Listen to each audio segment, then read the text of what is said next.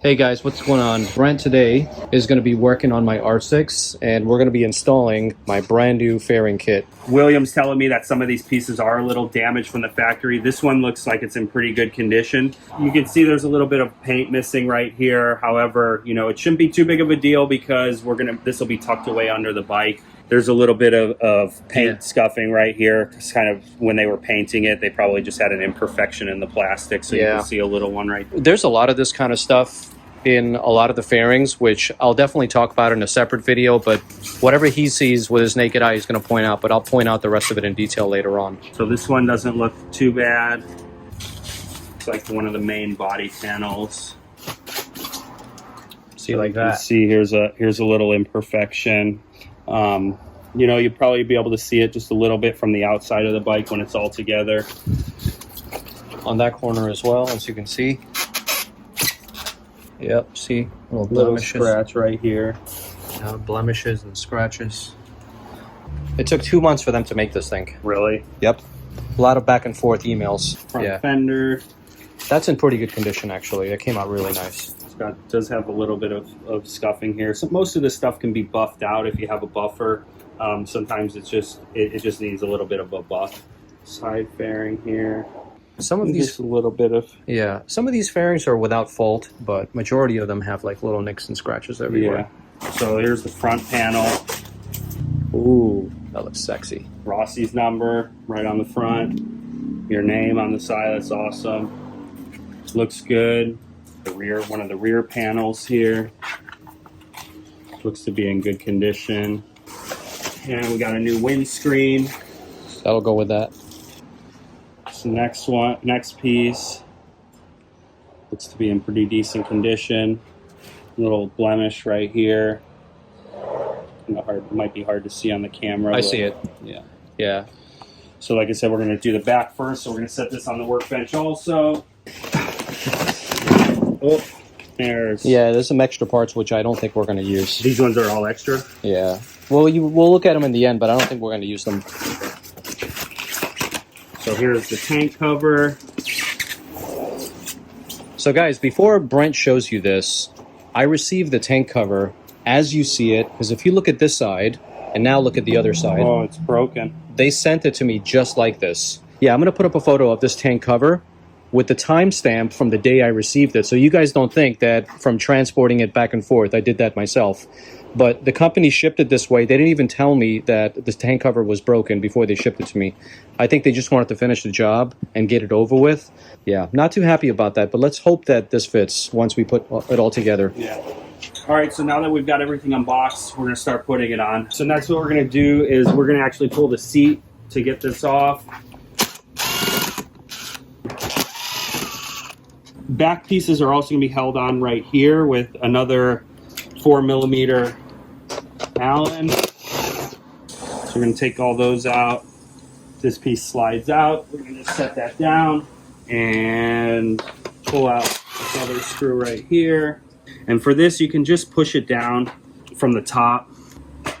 So that piece just pops out and the plastic clip, the other half of it, is in there. So we're going to just set this back together so that we don't lose any of the pieces. You do want to be careful when you're pulling these apart not to break them, especially if you're going to be putting them back on.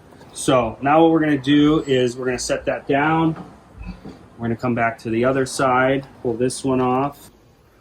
So in the kit, you're also going to get some other plastic pieces. This is the backing plate, which is going to attach this plastic to the bike. One of the things that we were noticing is that they didn't provide screws in the kit with this.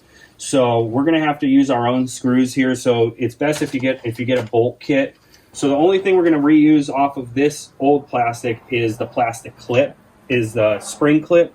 So this spring clip, they just slide right off, and that's where the bolt goes into. So we're going to put that on the new one. Basically, we just did it in the reverse order that we took it off. We put our 2 bolts here, 2 bolts here, one here, one here. Put this plastic piece back on with the clips. All right, so now what we're going to do is we're going to do the tank. So we got 2 screws here, 1 on each side. We'll take these off too. The yeah, the stickers will come off too. Yep. So these just slide back. If you remember from the previous video when we did the ignition, you just take them and they just slide right out. Pull off the 8mm over here. And we do the same thing. For the tank cover, what you're going to need to do is you're going to need to lift your tank up. You don't need to take it all the way off, but you got a screw over here, which we already removed, one on the other side. But you're also going to have to come over here and you're going to have to disconnect your fuel line so that you can lift it all the way up. And be very careful when you're doing this. You don't want to break the fuel line. So the way these work is you just pinch. There's two pieces on each side. As you can see, there's a little blue piece in there. Might be kind of hard to see on this camera angle. But we're going to just take that and squeeze both sides together. Perfect. So we got our fuel line disconnected. That's going to make it a little easier. You also have a hose right here. That's going to come up to here. We're going to disconnect that from up here. There should be one also on the other side. Right here. Yep, so we'll just disconnect them right there. Makes it easier. And then you've got 2 Phillips head screws underneath here. So we're going to pull those out really fast.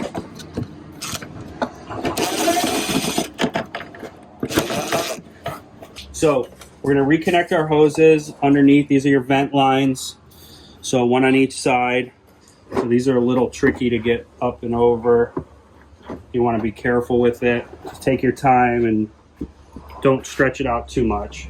3 hours later. All right, so they didn't drill any holes here and here, so it was a bitch to get this on, but we finally got it on. And the good news is that the broken piece is not going to show that much underneath this, but still. All right, so we got the back piece on and we got the tank. To get to this front piece, I believe we're going to have to disconnect some stuff up here, the mirrors. I know William got a replacement mirror for this side to get rid of the scuffing on here. So let's start over here on the left side of the bike. And just start.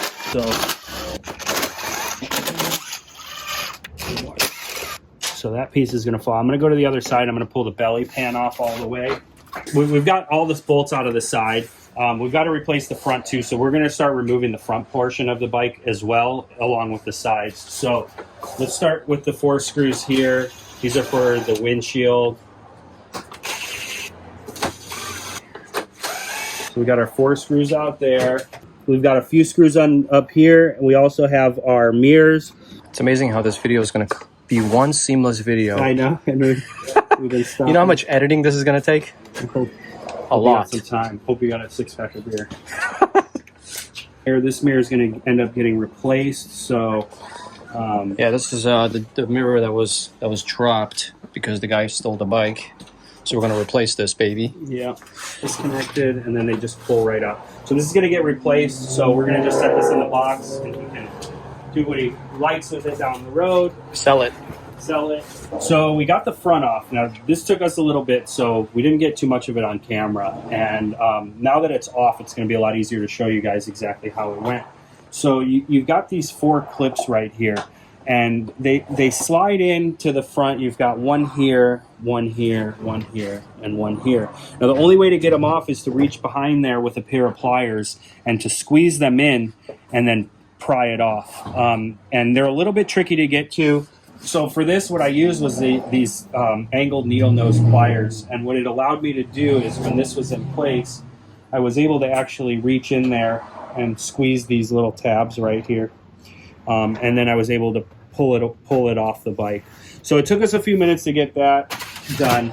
And as you can see down here, we did have to disconnect one of the headlights here. We did it actually on both sides. So you have a screw here and you have another screw down here.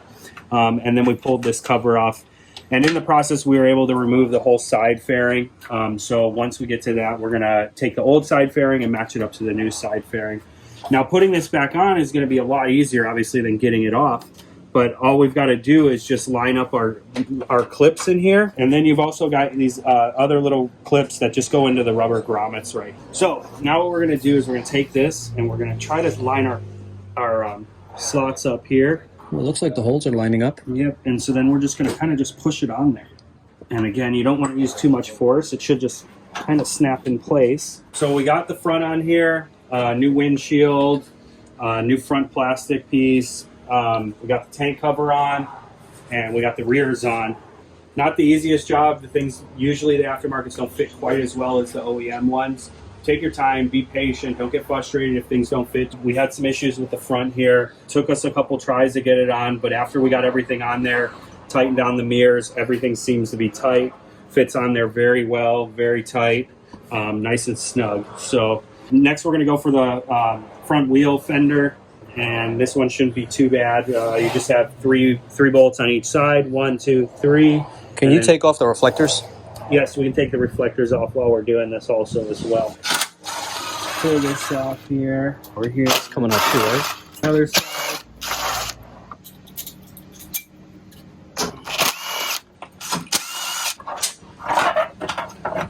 With the new one, we got to replace all the rubber grommets. Take the rubber grommets off. You got 6 of them. Just pay attention to how they go in there. Sometimes these are a little bit tricky to get in. Again, a pick can really help. And the metal piece goes on the inside. You carefully slide this in place. And this one has a nut in the back, so you kind of got to use your fingers and hold the nut on from behind. Holder in there. Put all. And again, with the rear, don't forget you have a nut in the back. And like I said, the nut will hold itself and you can just tighten it. I got our front on, so now let's work on our side here. So next what we're gonna do is we're gonna remove all of our little clips. So we're just gonna pry them off with the pick here. So there's one. So that'll start. So I took the foam off, and we're going to put the foam on that. Lightly put in each of our screws by hand.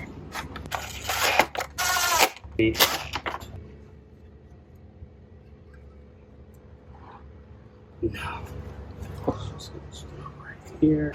It's on the underside. Now it's all together. Looks good. So we're going to start in the front, line up our tab and then our clip. Yeah. Ooh, this looks good. Just like Valentino Rossi's bike. I can't wait to take this to the shows. Replica.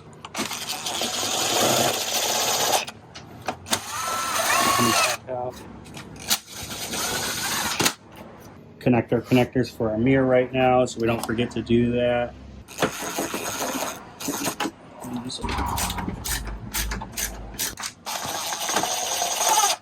Here.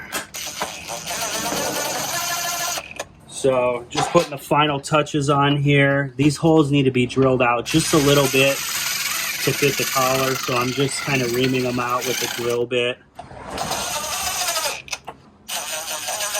Like that.